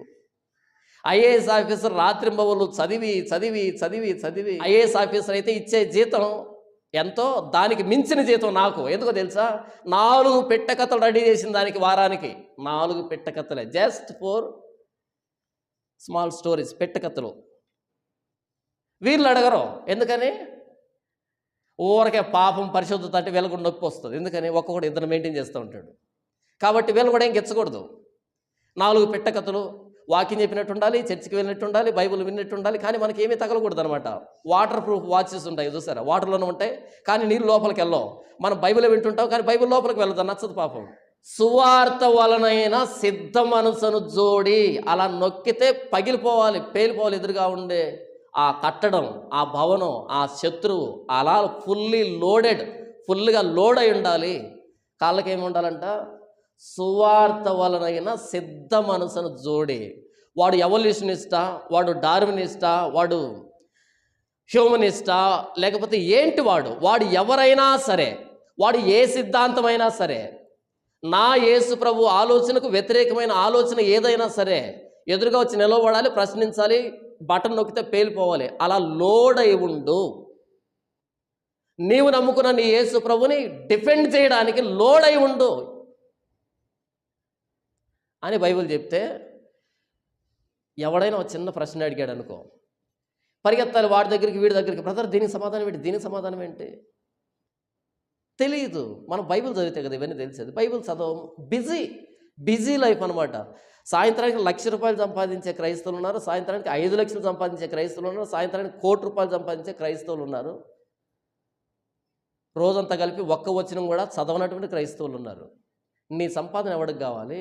నీ ఫెయిత్ అన్నది అనేక మంది చేత దాడి చేయబడుతూ ఉంటే, అటాక్ చేయబడుతూ ఉంటే, నీ ఫెయిత్ నువ్వు డిఫెండ్ చేసుకోలేకపోతే, సువార్త వలనైన సిద్ధ మనసు అనే జోడి నీకు లేకపోతే ఎవరికి కావాలి నీ భక్తి? ఎవరికి కావాలి నీ ఆదాయం? ఇక్కడ పెట్టిపోవాలి చచ్చిపోయిన తర్వాత, మొత్తం ఇక్కడే పెట్టి పోవాలి చచ్చిపోయిన తర్వాత. సువార్త వలనైనా సిద్ధ మనసు అనే జోడు దొడుక్కొని నిలవబడండి. నడుము వచ్చేసింది. నడుముకి ఏం కావాలంట? వాక్యమే. కాళ్ళకేం కావాలంట? వాక్యమే. 16వ వచనం, ఇవన్నీ కాక విశ్వాసమును డాలు పట్టుకోనండి. ఈ చేతిలో ఏముండాలి? ఎడమ చేతిలో విశ్వాసం అనే డాలు. సైనికుడిని వర్ణిస్తున్నాడు అనమాట. విశ్వాసం అనే డాలు. ఎదురుగా ఉన్న వ్యక్తి కత్తితో ఇలా కొట్టాడు అనుకో, ఇలా డాలుతో అడ్డు పెడతాం, తర్వాత మన కత్తితో దాడి చేస్తాం కదా. విశ్వాసం అనే డాలు. విశ్వాసం అంటే కాగా వినుట వలన విశ్వాసం కలుగును, ఆ వినుట క్రీస్తును గూర్చిన మాట వలన కలుగును. 10వ అధ్యాయం 17వ వచనం రోమీయులకు రాసిన పత్రికలో. మరలా వాక్యమేనా? మరలా వాక్యమే. విశ్వాసం అనే డాలంటే కాగా వినుట వలన విశ్వాసం కలుగుతుంది. ఏం వినాలి? క్రీస్తును గూర్చిన మాట. అదే కదా వాక్యం అంటే. మరలా వాక్యమేనా? డాలు కూడా వాక్యమేనా? వాక్యమే.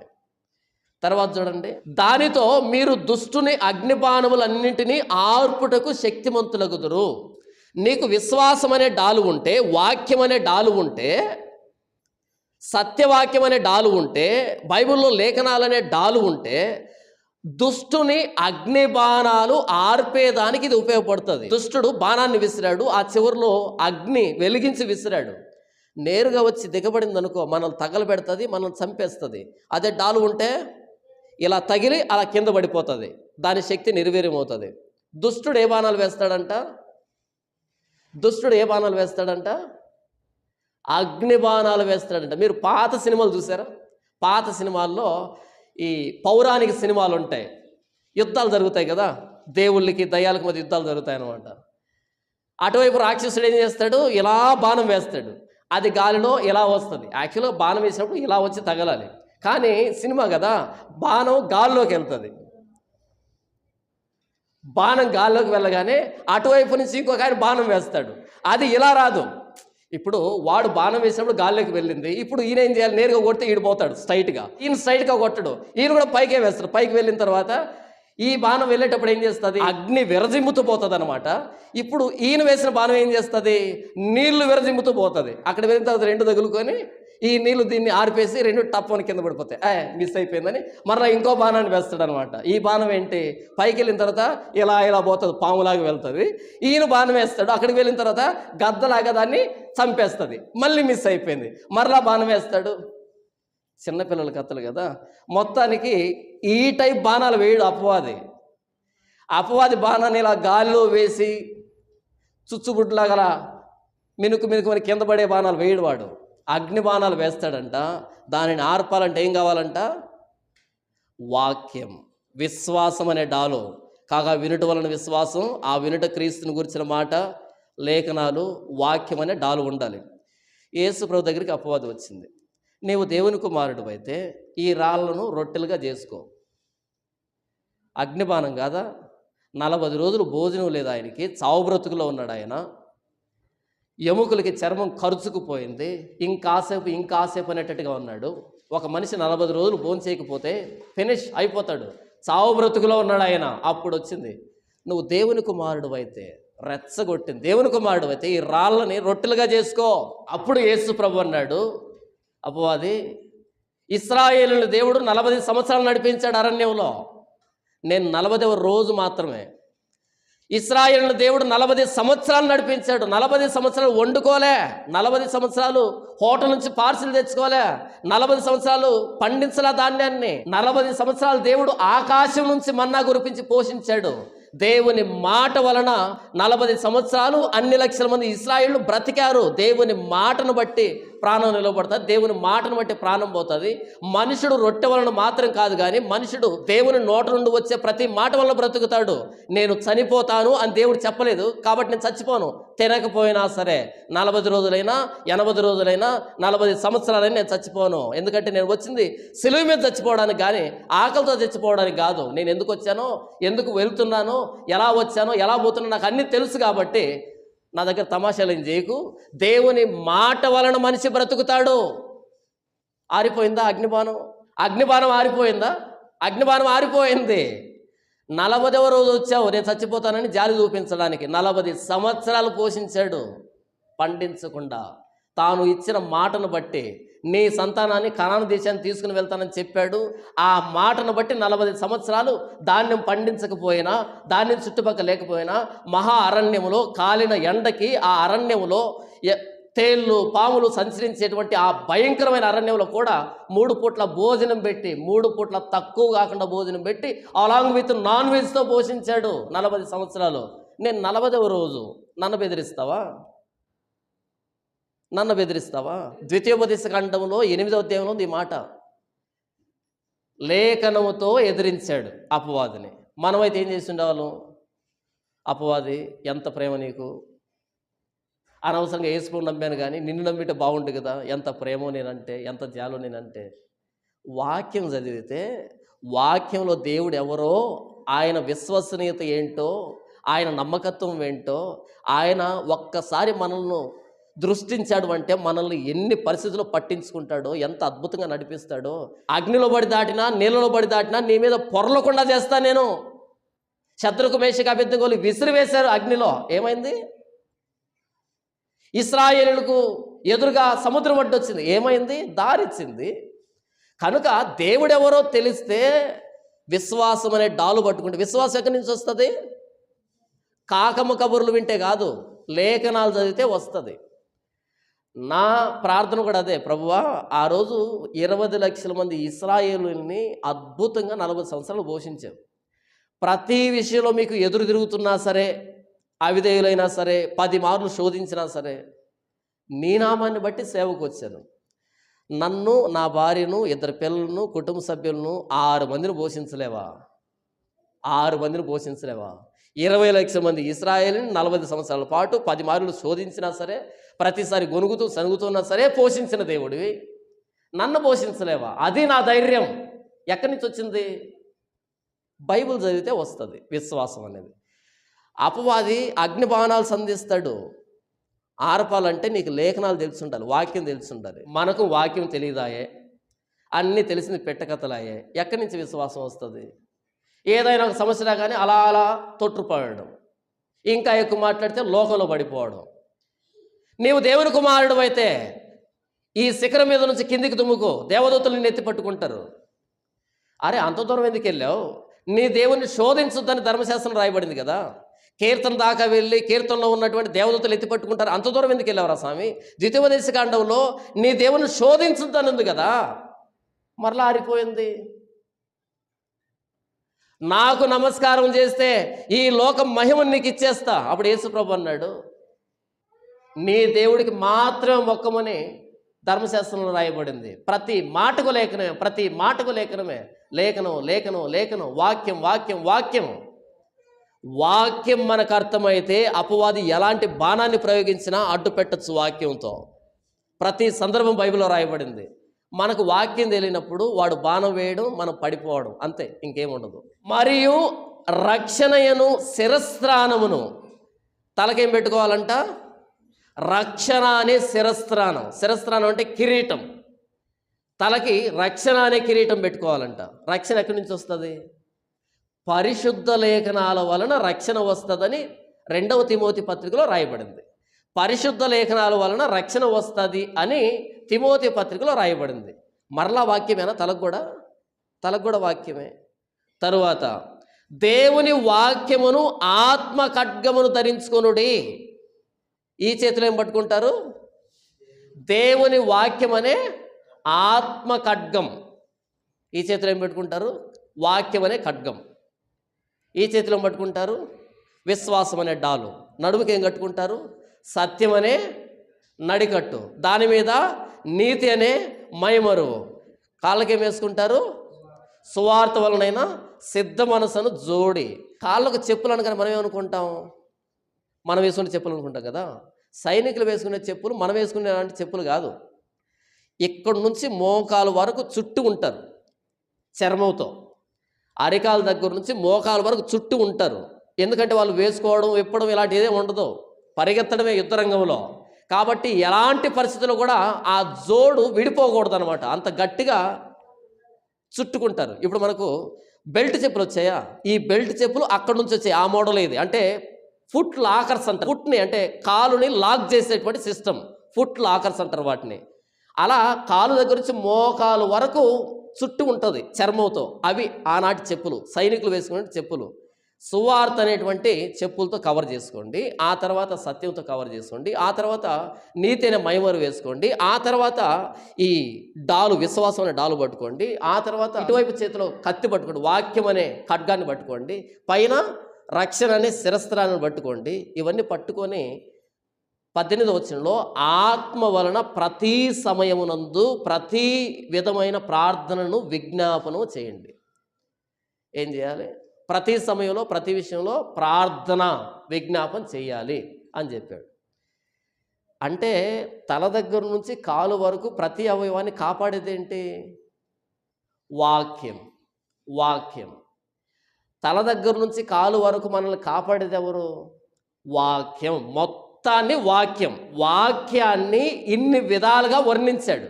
వాక్యాన్ని, దేవుని వాక్యాన్ని ఒక సైనికుని వస్త్రధారంతో పోల్చాడు. రకరకాల ఆయుధాలు, రకరకాల వాటితో వాక్యాన్ని పోల్చాడు. అంటే వాక్యం ఒక్కటే నిన్ను అబద్ధ బోధల నుంచి, అపవాది యుద్ధంలో నుంచి తప్పించే ఏకైక ఆయుధం వాక్యమే. ఇందులో 2 రకాల ఆయుధాలు చెప్పాడు పౌలు. సైనికుడు 2 రకాల ఆయుధాలను వాడతాడు. ఒకటి డిఫెన్సివ్ వెపన్స్ అంటారు, 2 అఫెన్సివ్ వెపన్స్ అంటారు. డిఫెన్సివ్ అంటే ఎదురుగా ఉన్న శత్రువు దాడి చేసినప్పుడు ఆపేవి. 2 ఎదురుగా ఉన్న శత్రువుని మనం దాడి చేసేవి. ఎదురుగా ఉన్న శత్రువు నుంచి మనం కాపాడుకునే వాటిని డిఫెన్సివ్ అంటారు. డిఫెన్సివ్. ఈ డాలు కానీ, భుజ కిరీటాలు కానీ, యథ కవచం కానీ, లేదా కాళ్ళకు ఈ చెప్పులు కానీ, ఈ కవచాలన్నీ కూడా ఏంటంటే ఎదురుగా ఉన్న శత్రువు నుంచి తప్పించుకునేవి, రక్షించేవి. డిఫెన్సివ్ వెపన్స్ అంటారు. రక్షణకు సంబంధించినటువంటి ఆయుధాలు. ఇటువైపు చేతిలో కత్తి ఉందే, ఇది అఫెన్సివ్ వెపన్. ఇది అంటే ఎదురుగా ఉన్న వ్యక్తిని దాడి చేసేది, మనమే దాడి చేసేది. ఆత్మ ఖడ్గం, వాక్యం అనే ఖడ్గం అఫెన్సివ్ వెపన్, మిగిలినవన్నీ డిఫెన్సివ్ వెపన్స్. శత్రువు నుంచి మనం తప్పించుకోవడం ఎంత ప్రాముఖ్యమో, శత్రువుని మనం దాడి చేయడం, శత్రువుని మనం చంపడం కూడా అంతే ప్రాముఖ్యం. లేదంటే ఎంతసేపు నేను ఆపుతూనే ఉంటానంటే ఏదో ఒకసారి పడుతుంది, ఏటు తల పోతుంది, ఏదో ఒకసారి తల పోతుంది. ఎంతసేపు ఆపడం కాదు, ఈ గ్యాప్లో ఈ ఖడ్గం తీసుకొని మనం దాడి చేయాలి. ఇక మీదట కొట్టకుండా వాడిని మనం చంపాలి. డిఫెన్సివ్ అండ్ అఫెన్సివ్ రెండు ఉంటాయి యుద్ధంలో. ఈరోజు క్రైస్తవ్యానికి డిఫెన్స్ తెలియదు, అఫెన్స్ అంతకుమించి తెలియదు. వాడు కొడుతున్నాడు అనే విషయమే తెలియదు మనకి, అపవాది కొడుతున్నాడు అని తెలుసా మనకి తెలియదు. ఇక అఫెన్సివ్ ఎక్కడ? ఇవన్నీ తగిలించుకొని ప్రతి సమయంలో ప్రార్థన చేయాలంట, ప్రతి సమయంలో ప్రార్థన చేయాలంట. అపవాది అనగానే, దయ్యం అనగానే చాలామంది ఏమనుకున్నారంటే తల మీద విపరీతమైన కొమ్ములు పెట్టేసి, నోట్లో ఎక్కలేని పళ్ళని తగిలించేసి, రక్తాన్ని పారించేసి, చేతికి 10 సంవత్సరాల పాటుగా గోర్లు కత్తిరించకపోతే ఎంత వంకరగా తిరుగుతాయో అంత వంకరగా గోర్లు పెట్టేసి, కాళ్ళకి గోర్లు పెట్టేసి, మామూలుగా స్కిన్ కలర్ ఎలా ఉంటుందో ఆ కలర్ కాకుండా విపరీతమైన కలర్స్ అన్ని ఆపాదించేసి, మెడలో పుర్రెలు తగిలించి, ఎముకలు తగిలించి, దయ్యం అనగానే క్రూరాతి క్రూరంగా చిత్రీకరించారు. దయ్యం అనగానే ఈ ప్రపంచం. బైబిల్ దయ్యాన్ని అలా పరిచయం చేయటంలా. బైబిల్ దయ్యాన్ని ఎలా పరిచయం చేసిందంటే, ఏదైనా తోటలో ఆదాము హవ్వలు ఇద్దరు ఉన్నారు. అపవాది వచ్చేమంది భయపెట్టిందా? కొమ్ములు చూపించి, నోట్లో పళ్ళు చూపించి ఎలా బెదిరించిందా? భయపెట్టిందా? మనం సినిమాల్లో చూస్తున్నామే, అలా బెదిరించిందా? భయపెట్టిందా? ఏం భయపెట్టలే. ఇది నిజమా? ఇది నిజమా? దయ్యము మంత్రాలు వల్లివేయదు, ఓం హ్రీం హాం హూం అందదే. ఇది నిజమా? ఏది నిజం? దేవుడు చెప్పింది నమ్ముతున్నావా? దేవుడు చెప్పింది నమ్ముతున్నావా? ఏం చెప్పాడు దేవుడు? ఆ ఫలము తింటే చనిపోతామని చెప్పాడు కదా. ఒకసారి టచ్ చేసి చూడు, ఏమైనా అయిందా? ఏం కాలేదుగా. తిని చూడు. నీవు దేవుడు కాకపోతే అప్పుడు అడుగు, నేను దేవుని చేస్తాను నిన్ను. దేవుడు నిన్ను మనిషిగా చేశాడు. ఏమైనా న్యాయమేనా? న్యాయం కాదు ఇది. వెళ్ళి దాన్ని తిని చూడు. నీవు దేవుడు కాకపోతే నన్ను అడుగు, నా మాట వింటే దేవుణ్ణి చేస్తా. నా మాట వింటే ఏం చేస్తాను? దేవుణ్ణి చేస్తా. అపవాదిని బైబిల్ పరిచయం చేసిన విధానం ఏంటంటే, దేవుని మాటను వక్రీకరించేది, దేవుడు చెప్పిన మాటని అబద్ధంగా చిత్రీకరించేది, దేవుణ్ణి చెడ్డవాడిగా చిత్రీకరించేది, దేవుణ్ణి ఒక శాడిస్ట్గా తయారు చేసేటువంటి విధంగా అపవాదిని బైబిల్ పరిచయం చేసింది. ఇది నిజమా? నా మాట వింటే దేవుళ్ళు చేస్తా. ఇప్పుడు మంచోడు ఎవరు? దేవుడా దయ్యమా? దయ్యమే. ఎందుకని? దేవుడు మనిషిగా చేశాడు. దయ్యం ఎలా చేస్తుందంట? దేవతలను చేస్తుందంట, దేవతలను చేస్తుందంట.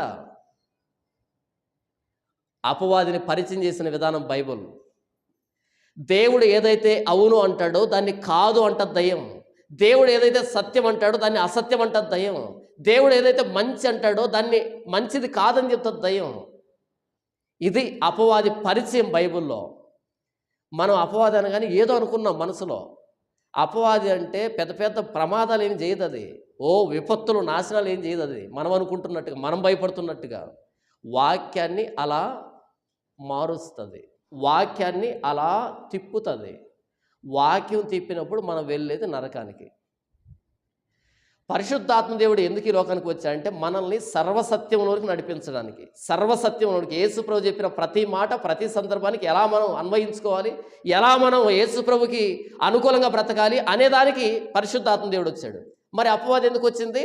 ప్రతి మాటని వక్రీకరించడానికి వచ్చింది, ప్రతి మాటను వక్రీకరించడానికి వచ్చింది. వీటిని గూర్చి తన పత్రికలన్నింటిలోనూ బోధించుతున్నాడు అంటే పౌలు.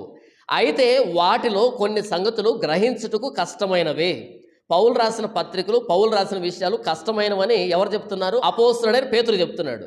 వీటిని విద్యావిహీనులు, అస్థిరులైన వారును తక్కిన లేఖనములను అపార్థము చేసినట్లు తమ స్వకీయ నాశనమునకు అపార్థము చేయుదురు. విద్యావిహీనులు, అస్థిరమైన వారు లేఖనాలు ఏం చేస్తారంట? తక్కిన లేఖనాలని ఆల్రెడీ అపార్థం చేశారు.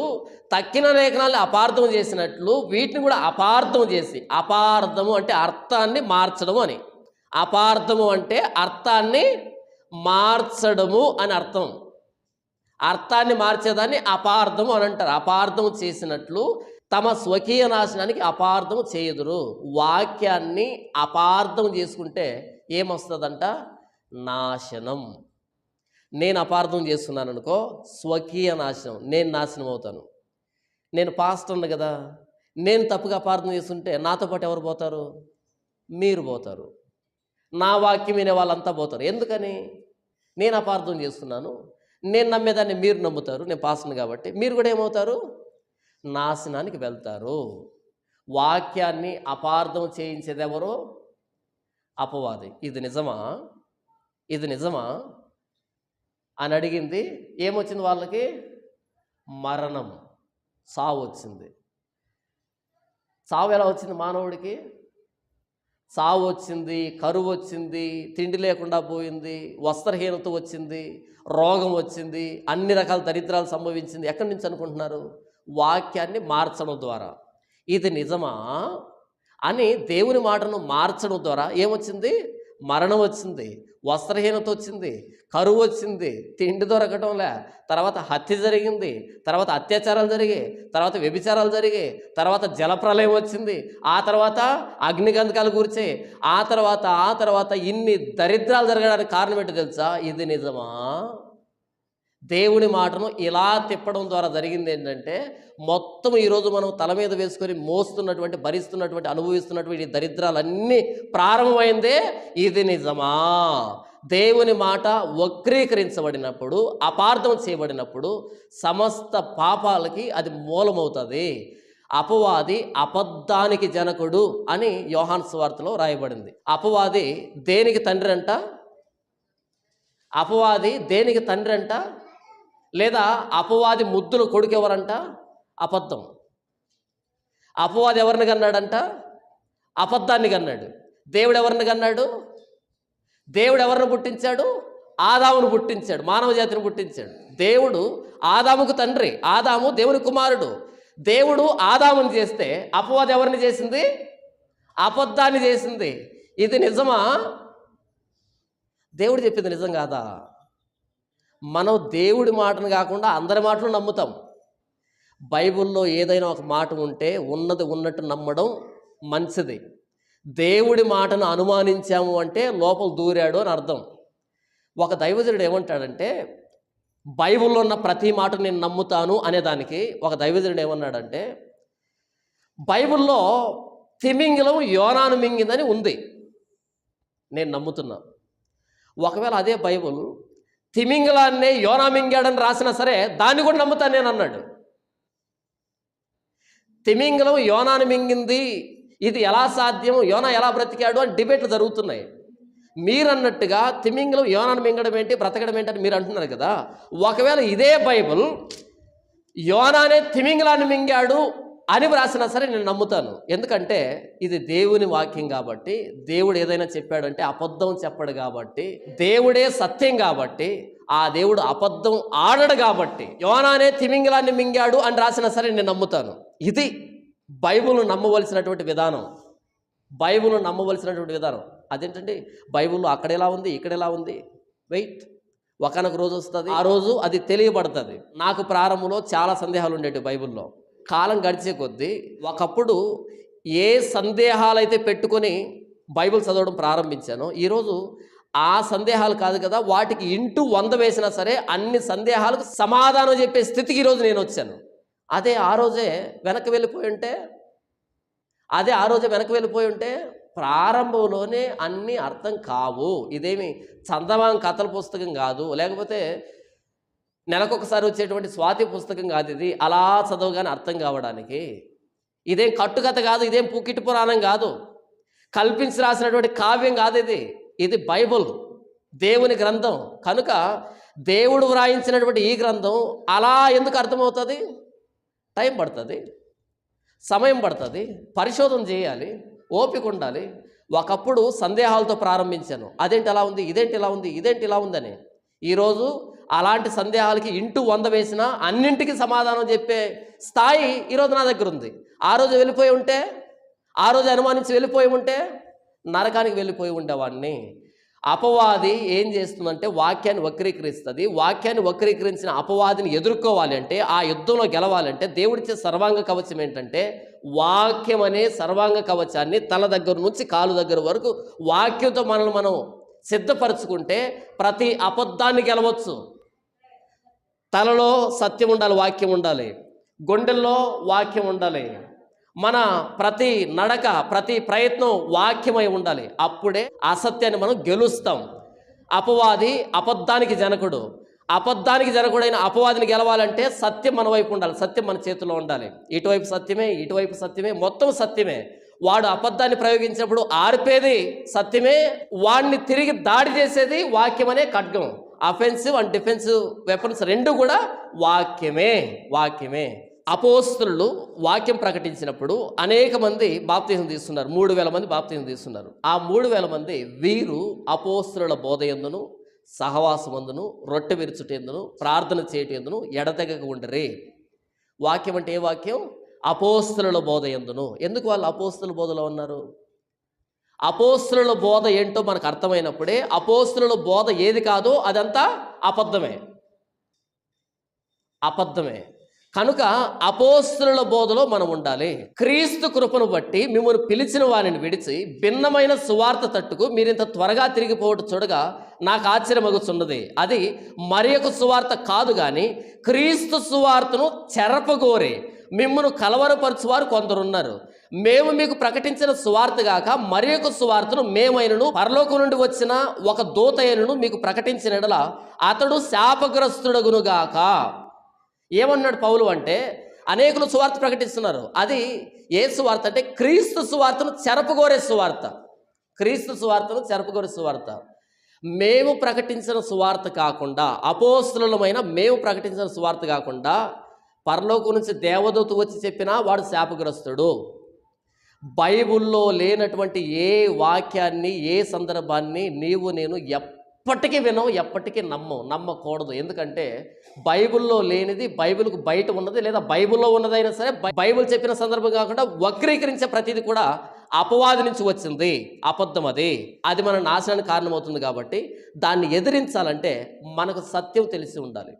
నాకు సత్యం తెలిసి ఉంటేనే అసత్యాన్ని గుర్తుపడతాను. నాకు సత్యం తెలియకపోతే అసత్యాన్ని నమ్మేస్తాను. అసత్యాన్ని నమ్మితే నాశనానికి వెళ్ళిపోతాను. అపవాది ఎప్పుడు కూడా మనల్ని కలలో భయపెట్టడము, ఏంటేంటో ప్రమాదాలు చేయడం కాదు అపవాది చేసే పని. వాక్యాన్ని వక్రీకరిస్తుంది. ఈరోజు వాక్యం స్థానంలో పెట్టకథలు వచ్చాయి. వాక్యం స్థానంలో ఏంటేంటో వచ్చే దర్శనాలు, కళలు, ప్రవచనాలు, మేలులు, ఆశీర్వాదాలు, దీవెనలు. ఒక పాస్టర్ వేదిక ఎక్కుతున్నాడు అంటే ప్రభువైన యేసుక్రీస్తు వారికి సారూప్యతలోనికి సంఘాన్ని మార్చాలి, పరిశుద్ధులను తీసుకొని రావాలి, పాపం నుంచి సంఘాన్ని విడిపించాలి అనేటువంటి ఆభారం కాకుండా ఎంతసేపు డబ్బని, దశంభాగమని, మేలులని, ఆశీర్వాదాలని, స్వస్థతలని, లేనిపోనివన్నీ వారి మీద కుమ్మరిస్తున్నాడు అంటే ఇది యేసు ప్రభు చేత నియమించబడినటువంటి కాపరితనం కాదు, దేవుని చేత నియమించబడినటువంటి కాపరితనం కాదు, పరిశుద్ధాత్మ దేవుని చేత నడిపించబడుతున్న విధానం కాదు. ఇది అపవాది వెలుగుదూత వేషం వేసి వారిని పాస్టర్ రూపేణ సంఘంలో నిలబెట్టింది. వారు చెబుతున్న ప్రతి అబద్ధానికి సంఘం విచ్ఛిన్నం అయిపోయింది, భ్రష్టు పట్టిపోయింది. అనేక మంది నాశనానికి వెళ్తున్నారు. ప్రభువైన యేసుక్రీస్తు వారు అన్నారు, జీవానికి వెళ్ళే దారి ఇరుకు దారి, నాశనానికి పోయే దారి విశాలమైన దారి. ఈరోజు సంఘాల్లో ఎన్ని కోట్ల మంది, ఎన్ని లక్షల మంది, ఒకడు సంఘం పెడితే 1,50,000, 2 లక్షల మంది హాజరవుతున్నారంటే ఇదంతా పరలోకానికి వెళ్ళే సరికేనా? జీవానికి వెళ్ళే సరికేనా? ఇది పెట్టకథలకు అలవాటు పడి, దశంభాగాలు ఇచ్చేదానికి అలవాటు పడి, దేవుడిస్తాడు లాటరీ వేసినట్టుగా దేవుని వడ్డీ వ్యాపారస్తుడిగా మార్చి నాశనానికి వెళ్తున్నటువంటి దారి. మనం యుద్ధం చేయొద్దా? ఎప్పుడు డిఫెన్సివేనా? అఫెన్సివ్ అటాక్ కూడా చేయాలి కదా. ఎప్పుడు డిఫెన్సివేనా? ఈ రకరకాల జీవ పరిణామ సిద్ధాంతం, బిగ్ బ్యాంగ్ థియరీ, ఇలాంటి ఏంటంటో ఎథియిజము, హేతువాదము ఏంటంటో దాడి చేస్తున్నాయి. మనం నిలవబడుతున్నాం, వాటిని నిలువరిస్తున్నాం. అంత మాత్రమే చాలదు. ఇటువైపు చేతిలో వాక్యం అనే ఖడ్గాన్ని తీసుకొని అపవాదిని ఎదిరించాలి. ప్రతి తప్పుడు బోధని, ప్రతి బలమైన దుర్గాన్ని పడగొట్టాలి, నాశనం చేయాలి. వాక్యం అనే ఖడ్గంతో దాడి చేయాలి, విశ్వాసం అనే డాలుతో నిలువరించాలి. Defensive and offensive. వాక్యం మనకు తెలిసినప్పుడే అసత్యం మీద యుద్ధాన్ని ప్రకటిస్తాం. మనం ఎక్కడున్నాం? క్రైస్తవులంగా యుద్ధరంగంలో ఉన్నాం. యుద్ధరంగంలో ఉన్నవాడు ఏం చేయాలి? డిఫెన్సివ్ అండ్ అఫెన్సివ్ రెండు చేయాలి. ఇలా ఆపాలి, తిరిగి దాడి చేయాలి. దేంతో దాడి చేయాలి? మన సొంత జ్ఞానంతో కాదు, మన సొంత అభిప్రాయాలతో కాదు, మన సొంత అజెండా కాదు. ప్రభు అయిన యేసుక్రీస్తు వారు ఇచ్చినటువంటి సర్వాంగ కవచం, అన్ని అంగాలను కాపాడేదేంటి? వాక్యం. వాక్యాన్ని బట్టి మనం యుద్ధం చేయాలి. వాక్యాన్ని ప్రామాణికంగా పెట్టుకున్నప్పుడే మనం ఈ లోకంలో అపవాది కుయుక్తిని కుతంత్రాలను జయించి పరలోకానికి మనం వెళ్తాము. ప్రభు దయాళుడని మీరు రుచి చూచి ఉన్న ఎడల సమస్తమైన దుష్టత్వమును, సమస్తమైన కపటమును, వేషధారణను, అసూయను, సమస్తమైన దోషణ మాటలను మాని ఈ మొత్తాన్ని పాపాన్ని అంతటిని మాని, నంబర్ 2, క్రొత్తగా జన్మించిన శిశువులను పోలిన వారై నిర్మలమైన వాక్యమును పాల వలన రక్షణ విషయంలో ఎదుగు నిమిత్తము ఆ పాలను అపేక్షించుడే. ఎన్ని చెప్పాడు ఇక్కడ? మీరు పాపాన్ని మానండి. నంబర్ 2, క్రొత్తగా జన్మించిన శిశువులాగా రక్షణ విషయంలో ఎదగాలి అంటే వాక్యం అనే పాలను అపేక్షించండి. కొత్తగా బిడ్డ పుట్టాడు అనుకో, మన హరికి కూతురు పుట్టింది. పుట్టగానే అర్ధగంటకి ఏం చేసింది? ఏడ్చుంటుందిగా. ఎందుకు ఏడ్చింది? పాల కోసం ఏడ్చుంటుంది. ఒకవేళ అర్ధగంటకి ఆ పాప ఏడవలేదనుకో, వీళ్ళిద్దరూ ఇమ్మీడియట్గా డాక్టర్ దగ్గర వెళ్ళి, డాక్టర్ గారు మా పాప ఏడవట్లేదండి అని అనాలి. అర్ధగంటకి ఏడ్చిందంటే ఆరోగ్యవంతురాలు, లేదా గంటకి ఏడ్చిందంటే ఆరోగ్యవంతురాలు. ఎందుకు ఏడవాలి? పాలు, ఆకలి కావాలి. బిడ్డ పుట్టక ముందే తల్లి రొమ్ములో దేవుడు పాలు ఎందుకు ఇచ్చాడంటే బిడ్డ పుట్టగానే పాలు తాగడానికి. ఆ బిడ్డ ఎదగాలంటే ఏం చేయాలి? తల్లి భోంచేస్తుంది. ఆ తల్లి భోంచేసినటువంటి ఆ శక్తి అంతా పాలలోకి వస్తుంది. ఈ పాలు ఆ బిడ్డ తాగినప్పుడు ఒక్కరోజు ఉన్న బిడ్డ 2 రోజులు, 3 రోజులు, 1 నెల, 2 సంవత్సరాలు, 3 సంవత్సరాలు ఎదుగుతుంది, పెద్ద అవుతుంది కదా. పాలు తాకపోతే మా బిడ్డ ఎంత అదృష్టవంతురాలు అంటే అస్సలు ఆకలి కదండి నా బిడ్డకి. ఎవరైనా అంటారా? ఎన్నిసార్లు ఏడిస్తే, ఎన్నిసార్లు పాలు తాగితే అంత ఆరోగ్యం. ఎన్నిసార్లు ఏడిస్తే, ఎన్నిసార్లు పాలు తాగితే అంత ఆరోగ్యం. రక్షణ విషయంలో ఎదుగు నిమిత్తము వాక్యం అనే పాలను అపేక్షించండి. మీరు చిన్నపిల్లలాగా పుట్టారు కదా, నూతనంగా పుట్టారు కదా, పాపాన్ని విడిచిపెట్టి నూతనంగా పుట్టారు కదా, వాక్యాన్ని అపేక్షించండి. వాక్యాన్ని ఎంతమంది అపేక్షిస్తున్నాం? వాక్యాన్ని ఎంత తాగితే, ఎంత తింటే రక్షణలో అంత ఎదుగుతాం. ఈరోజు వాక్యం అంటే నచ్చనటువంటి, వాక్యం అంటే గిట్టనటువంటి, వాక్యం అంటే రుచించనటువంటి కాటికి పోయే పిల్లలు పుట్టారు క్రైస్తవ్యానికి. కాటికి పోయే పిల్లలు. ఆకలి కాలే, ఏడవటంలే, పాలిస్తాను అని రొమ్ము నోట్లో పెట్టేసరి నువ్వు వేస్తున్నారు. ఏం చేద్దాం మరి? పాలిస్తాను, రొమ్ము నిండా పాలున్నాయని నోట్లో పెట్టినా సరే ముఖం పక్క తిప్పుకుంటున్నారు. ఇంకేం చేద్దాం మరి? బలవంతంగా పోద్దామా? పోసినా సరే కక్కుతున్నారు. కాటికి పోయే పిల్లలు పుట్టారు క్రైస్తవ్యానికి. వాక్యం రుచించని, వాక్యం అంటే ఇష్టం లేనటువంటి కాటికి పోయే పిల్లలు పుట్టారు. 1 రోజు 2 రోజులు పోతారు అంతే. క్రొత్తగా జన్మించిన వారై వాక్యం అనే పాలను అపేక్షించండి, రక్షణలో ఎదగండి. ఇది బైబిల్ చెప్పింది. మాకు వాక్యం వద్దండి, ఏమైనా కథలుంటే చెప్పండి. కాబట్టి అపవాది కుయుక్తుని, కుతంత్రాలని ఎదిరించాలి అంటే సత్యమనే సర్వాంగ కవచాన్ని, దేవుని వాక్యమైన సర్వాంగ కవచాన్ని, దేవుని మాట అనే సర్వాంగ కవచాన్ని ధరించుకుంటేనే మనం ఈ ఆత్మీయ యుద్ధములో ఆ అబద్ధాలన్నింటినీ గెలిచి ఓడించి పరలోకానికి వెళ్తాం, రక్షణలో ఎదుగుతాం. వాక్యం కాకుండా మరి ఏది విన్నా సరే నాశనానికి వెళ్తాం. దేవుడు